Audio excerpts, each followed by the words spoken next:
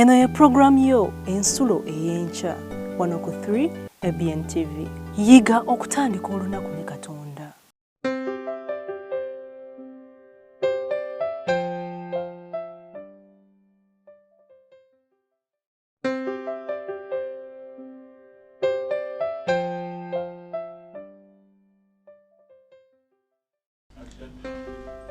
Omwagala omulabi wa 3 ABN TV kulamusizaako mu linnya lya Mukama waffe Yesu Kristo. Nga nkuleetedde amawulire agazzaamu essuubi.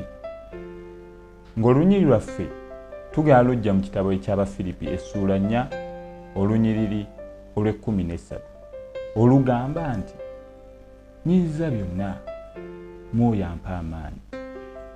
Tuyina emitawaana mingi era bingi bye twesigamyeko, naye mu Kristo yekka yayinza otuwa amaanyi agatusobozesa okukola ebintu byonna bitwanisuubidde okukola, naye nga tutambulira mu kigambo kye Bayibuli era ne Mwoyo Omutukuvu. Awo nno bwe tuyinza okusobolera okuwangula ensi. Mukama abawa omukisa ng'amanya Nsubuga Trevor.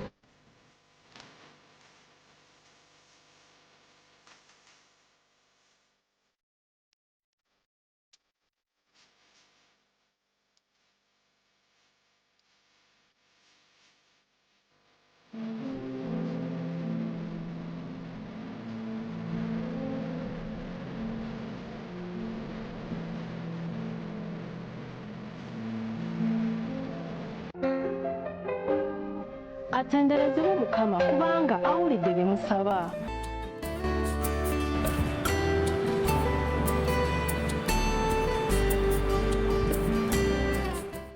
Nkwanirizaako nate omulabi waffe ku nkyene ya leero. Mukama yeebale okutukuuma n'atuusa kati nga tukyali balamu. Abafunye ebizibu nabo tubasabira ntubakwasa Mukama waffe bw'atyo asobole okubabudaabuda. Amanya gange nze Mwanga John mukadde w'ekkanisa okuva Entebbe Central Church. Nga tugenda bwe tutyo mu programu yaffe eno ensulo ey'enkya. Naye nga tetunaatandika katuweeyo okusaba. Ayi Mukama Katonda Kitaffe omu ggulu gw'ayinza byonna, tuli wano mu maaso g'obwoti. Ayi Mukama Katonda Kitaffe otuyigirize ebigambo byo. Bw'etyo Ayi Mukama Katonda Kitaffe bw'otyo osobola okubeerawo waffe mu byonna, nga tukusaba byonna kuyinza omwana w'omu yekka Yesu Kristo omulokozi waffe. Amiina.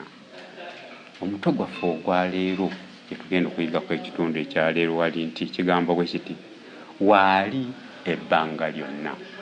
Ani Katonda waali ebbanga lyonna. Omutwe gugamba waali ebbanga lyonna. Ani oyo?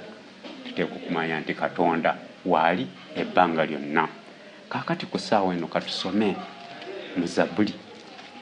Zabuli gye tugenda kusoma ya 139 olunyiriri olw'omusanvu. Wagamba bwe wati nti n'agenda wa okuva eri omwoyo gwo, oba n'addukira wa amaaso go. Kaakati Katonda abeera buli wamu. Wonna oba oyagala ogenda mu mazzi kwekwekeyo oba mu kinnya, wonna oba mu mpuku yaawa, buli wamu ku nsi kuno Katonda abeerawo. Olw'omunaana ne lugamba bwe luti bwe nali mu ggulu nga gy'oli, bwe naayagala obuliri bwange mu magombe, laba nga gy'oli. Bwe natoola ebiwawaatiro eby'enkya, ne ntuula mu bifo ebyennyanja ebiri ewala ennyo, newankubadde eyo omukono gwo gunaanuŋŋamya n'omukono gwo ogwa ddyo gunankwata. Olwonyero olw'ekumi olw'ondusomeko ogenda okulaba nti buli wamu Katonda waali tolinaawo bw'oyinza kwekweka. Kaakati obanga Katonda buli wamu waali teeka okumanya nti ne bw'oba ng'oli mu buzibu oba oli mu birungi oba oli luddawa oba oli mu kkomera leka oba oli mu masanyu wonna Katonda aba waali. Leka obe ng'oli mulwadde oli mu ddwaliro Katonda aba waali. Leka obe nga oli mu kukola mirimu gyo wonna Katonda aba waali. Kansoma Olunnyo olw'12 n'agamba nti newankubadde enzikiza teyeekisa eri ggwe naye ekiro kyaka ng'omusana kubanga enzikiriza n'omusana bifaanana w'oli. Kakati ojja kulaba nti wawali Katonda tewali njawulo mu budde na misana kubanga wonna aba akulaba era wonna aba waali. Leka obe nga wali mu bizibu leka obe ng'oli bulungi wonna Katonda abeerawo. Bala nti awali obubi we wali n'ekizikiza, awali obulungi ng'oli bulungi wali omusana. Ate leka obe nga ekizikiza kino kye tumanyi ekya bulijjo n'omusana ogwa bulijjo ye awali ye byonna bifaanagana. Otyo katulabe kakati tweyongereko wansi. Katonda agamba bwe ndyogera nti enzikiza tereme kumbikako n'omusana oguneetoolodde gunaaba kiro. Olw'12 newankubadde enzikiza teyeekisa eri ggwe naye ekiro kyaka ng'omusana kubanga enzikiza n'omusana bifaanana w'oli. Kakati olaba nti bwonna awali enzikiza nawali ki wonna bifaanagana. Nja kuwaayo ku bintu ebimunzi bye ndabyeko olutegeera nti Katonda waali. Kakati lwali lumu kakati nga tutambula ebiseera ebyo ebya Obote regime eyo Obote lwali lumu nga ntambula. Kakati bwe ntambula twalina roadblock nali nva Bugema eyo kakati nga gye nsomera nga tuddayo. Abamanyi obulungi roadblocks ezo zaali nga nnyingi ate tezaaliko muzannyo ate waliwo ezaali zimanyiddwa. Kakati tugambe nga roadblock ey'e Namulonge tulina roadblock eyali mu Mabira nga bw'ogiyitako osaba Katonda. Kakati bwe ntuuka ku roadblock eyo nga nzirayo mu kuwummula olwo ndi awo mu Mabira kakati nga tuva motoka. Kati motoka bwe mwagiva nga ngegenda negenda mu maaso kumpi mita 5. Kakati bamala okukebera wano n'otambula ate awo wakati wonna wabeerawo abasirikale bamala okujeekinya ntambuza bigende mugenda mulinnya motoka. Naye okuva mu roadblock nkutakagasawo kange ffe tutatambulanga na bintu bingi kubanga nga byonna olina obisumulula. Naye okuva mu motoka bwenti nga mu uniform mwalimu omwana yali omusirikale nga ali ku roadblock awo. Kyova mpita n'agamba nsooka ojje n'agamba nambuuza nti biki nti bitabo n'agamba nti genda. Bwe nali njagala okusumulula omugugu gwange alabe n'agamba guleke n'engamba ate baali tebaŋŋamba nti ngenza ogenda n'agamba genda nkutunuulidde. Nentambula nga tebankyekize neninnya motoka. Kati newankubadde nga roadblock yali nkambwe mu ngeri eyo naye manya nti awo waliwo Katonda kuba Katonda yayita mwoyo nze ne tusimula mugugu jjukira yali box. Kakati mbisumulula ate male mbisibe nga si kyangu naye Katonda yaliwo nze nempitawo nentuuka eri naye tegaali maanyi gange nakumanya kwange nedda wabula gaali maanyi ga Katonda nti wankubadde wafaanana bwe wati era yampisaawo. Katwogereko awo awalala. Kakati lwali lumu kakati nga tutambula era nga ngenda ku ssomero. Kakati okugenda ku ssomero nali nva kawaffe ngenda Bugema. Kakati motoka yatuleetanga ng'etuleeta ku makya nnyo bweva Bugema ng'evaayo ku makya nnyo yali ekukoma Kiwenda. Kakati ng'evaayo ku Mwenda okuddayo ng'etandika okuddayo ku ssaawa 4 ez'ekiro okuva mu Kampala. Kakati ffe abamu nga tutambuza bigere. Kakati tunatukakira nentuuka e Gayaza ntambula ebigere. Naye bwe twatuuka ku roadblock eyo ey'e Namulonge abasajja bano baayogera Luswayiri nga tekuli motoka kubanga roadblock eyo nayo teyali nnyangu nnyo. Ne bwe tuba tutambula nali ne munnange twali babiri twasisinkanawo Gayaza tugamba tulina emmotoka ey'essaawa 4 ne tutambula kuba 4 ekiro okulinda nga tutuuseewo mangu nga ku ssaawa 4 nga tukikola mukulu ne tutambula ezo mayiro 10 okuva egayo zigende Bugema. Bwe tutuuka ku road block eyo abaami abo bayogera Luswayiri kyova babuuza mu Luswayiri nti muvaawa munatoka wapi ne tubagamba tuva mu kuwumula tuva Busoga Jinja. Kyova omu abuuza ndio nyinyi munapiga katalibu watu kakati nze saakitegeerera kuba Oluswayiri nali simanyi nze nziramu ye naye yali abuuza mwe mukulu abantu obutayimbwa Ejjinja kuba bwali bwakyaka nnyo mu tawuni eyo nze ne ngamba nti ye mu butamanya ne baseka nnyo naye kyali kyangu nnyo abantu abo okukuba olwekyo okwogera ekintu ekyo kubanga bangi abaafiirawo abamanyi ogwo omulembe naye baseka ne batugamba nti mugende tugenda naye munange yali amanyi Oluswayiri kyova amubuuza nti kyobadde oddamu obadde okimanyi nti yambuulira nti bakubuuza nti mumukulu waabwe tayimbwa Ejjinja n'ogamba nti ne twewuunya nnyo naye kyakimbuuza nga tumaze kutambula mayiro nga namba kuba kyali nga kyangu kubagamba nti mugende ne mutuuka wakati awo ne bakuba amasasi ne mufa naye kiki ekyali awo olaba nti Katonda yaliwo newankubadde abantu bano baali bakambwe nnyo naye Katonda yaliwo n'atutambuza ne tutambuza ebigere tutuuka bulungi wa kitegeeza ki ti ne bwe nga nzikiza ne bwe nga misana Katonda abeerawo mu bizibu byonna ebibeeriwo era Katonda abeerawo n'atambula ng'atambula namwe bulungi nnyo ate ne wabeerawo ekirala nti waliwo natuuka mu Kampala wo nakatandika okutambulako ye Kampala nga nakajja musome Bugema kakati lwalumu nga tutambula abamu singa obunyimanyi nti walinga panda gaali nga ntambula kakati bwe ntuuka mu Kampala ngamba nti kanambuleko kyova ntuuka mu luguudo olumu bwe ntuuka mu koona nga waliwo emundu ennene abazimanyi yali 14 ebeerako emidumo ng'ena kakati nga bagitunuuliza oludda lwe nali nva naye bwe natambula nga bagenda bagitunuuliza kutuusa bwe nabayitako nga tebogedde kigambo kyonna kumbe mu koona eryaliddako nga waliwo emundu endala nga bamaze okwogera wano nti wali wajja kubanga eyo yali tekirizibwa kuyita muntu yenna ngenda okutuuka nga waliwo emundu endala abazimanyi baali bagiyita 37mm nga naye bagintunuuliza we bati nentambula nga naye bagintunuuliza kati waliwo omwami omwe yali awo omusirikale kyova abuuza nga ngamba nti ogenda wa yabuuza mu Luzungu nga saati nyambadde uniform potambula nga uniform Bugema College nzize mu Kampala nakajjamu nzize kulambulako nangamba eno gyoza omanyi nti nzize simanyi ne mukulambulako nangamba nti ekyokukolera kati ogenda kuyita waliwo ekizimbe olwedde ono oluguudo lwali luyingira mu geeti naye nga mu geeti eri ekiriyo abantu bali mukuba kuba kibooko abamu babasse abamu bakuba kibo bati abamu biso nga waliwo n'emirambo mingi naye nangamba nti yittira ku mugeeti okwenyini toyingira yittira ku mabbali kakati ye n'atuukuba mu lukubo n'atunula kakati abaali eri ne babuuza mu Luswayiri nti ate oyo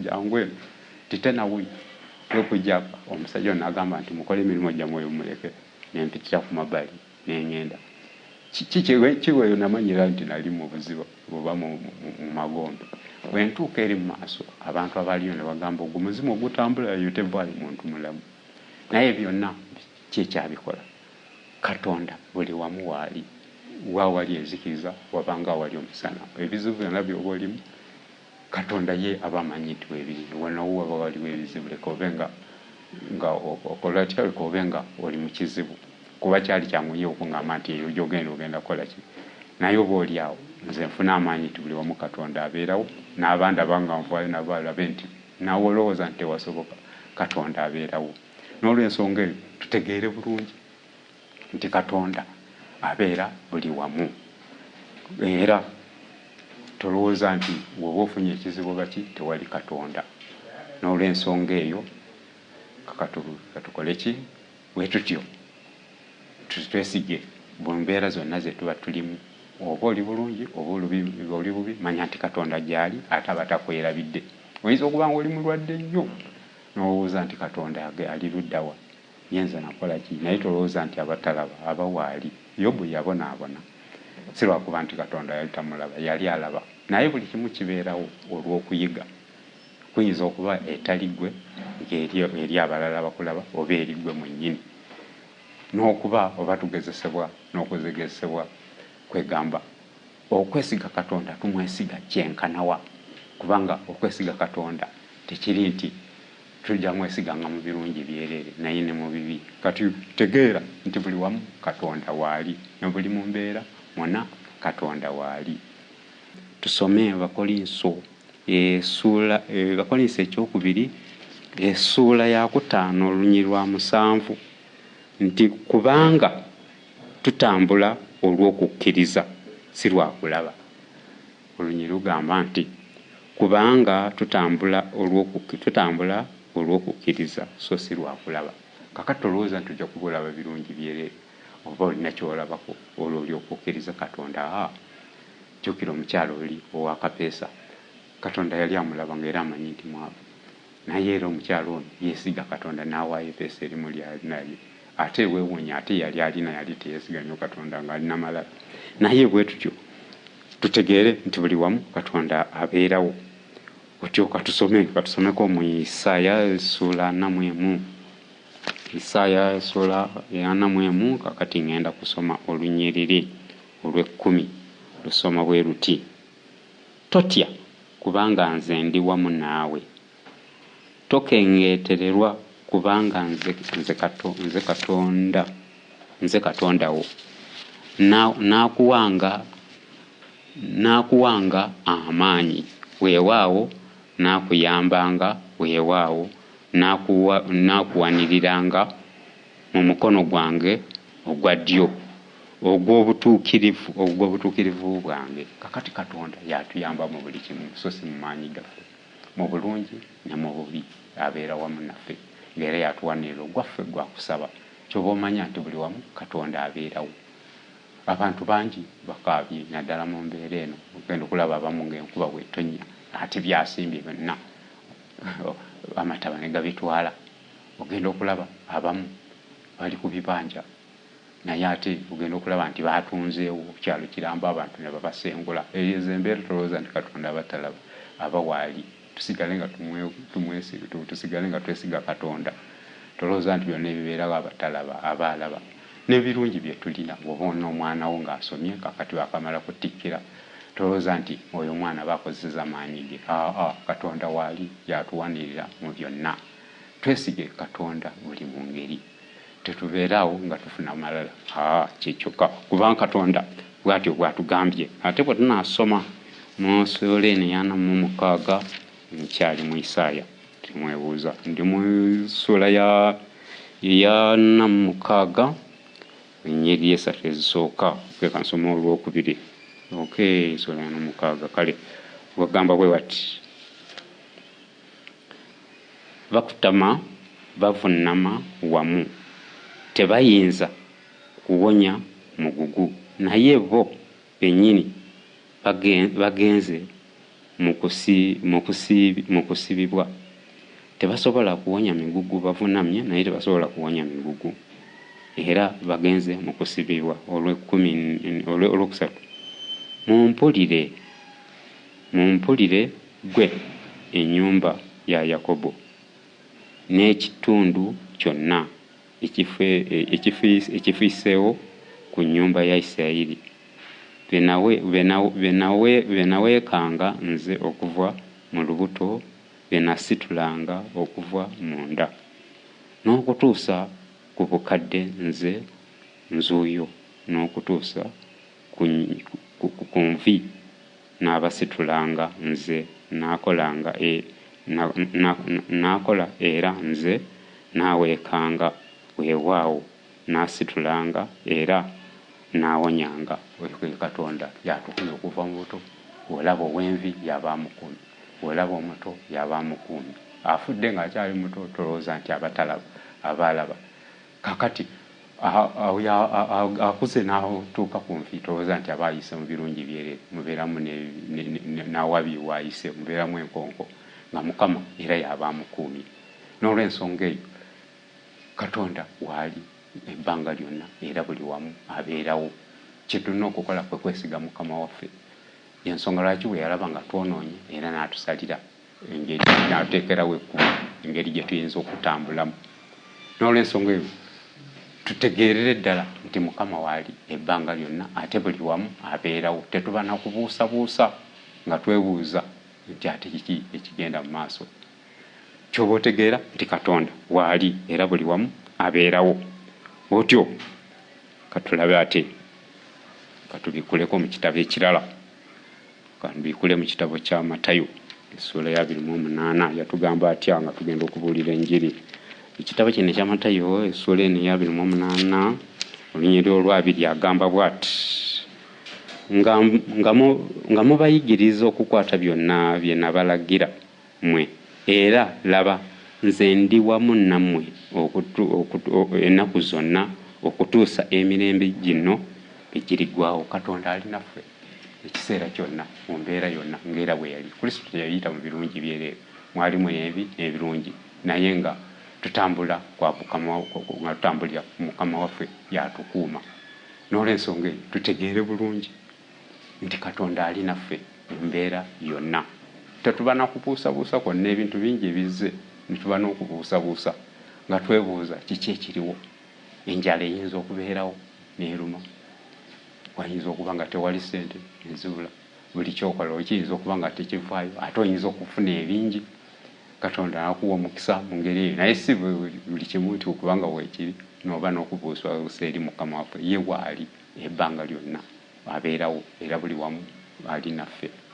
N'olw'ensonga eyo tube nga twesiga Katonda, tugumire ku ye mu kusaba amagezi gaffe nga tubeera mu ye, si mu maanyi gaffe nga tusaba Omwoyo Mutukuvu gwe yatuwa asobole okubeera mu ffe, tusobole okuba nga tumwesiga n'abantu abalala bonna tubagumye mu ngeri ng'eyo nga tubabuulira ku Katonda era aliwo, kubanga yatusuubiza nti ajja kubaawo. Teri kintu kimutomera butomezi nga tamanyi.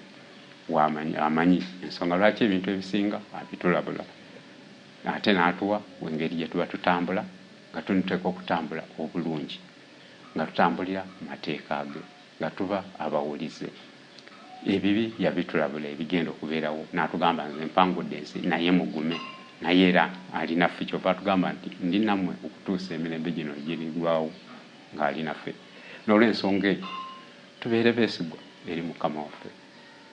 Mbasabira bwe mututyo tube nga tufaayo, saayo omwoyo, ebigambo bino birowoozeeko, olabe by'olina ne by'otanaba kufuna, olabe wabiyitamu otya. Bw'oba okuze wakula otya, gwe weekuza okutuuka awo. Abalala teri abaafa nga bato, gwe lwaki bw'oli oli mulamu. Abalala tebaafudde lwaggulu, lwaki gwe bw'oli oli mulamu. Abaafudde baakola bubi, bwe baasinga okola ebyonoono nedda. Naye wetegeera nti Katonda waali obenga omwesiga buli lunaku.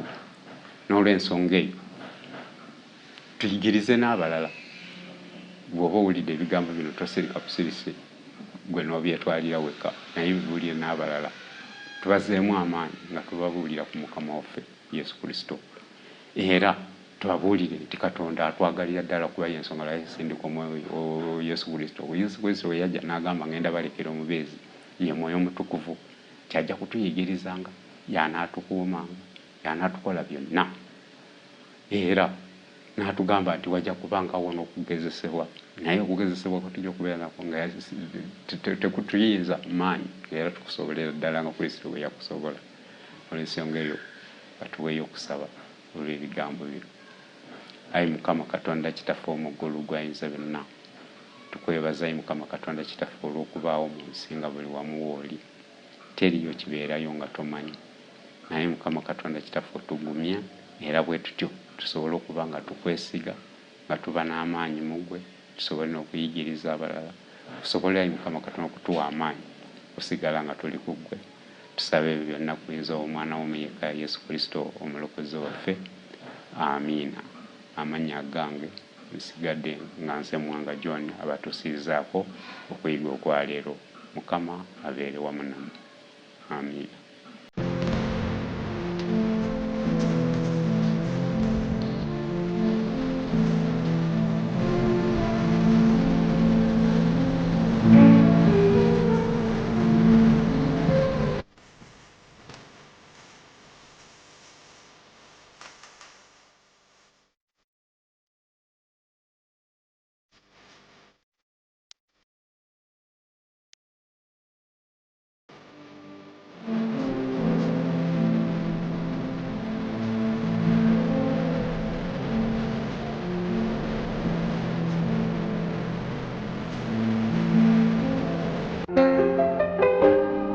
atenderezebwe Mukama kubanga awulidde bye musaba.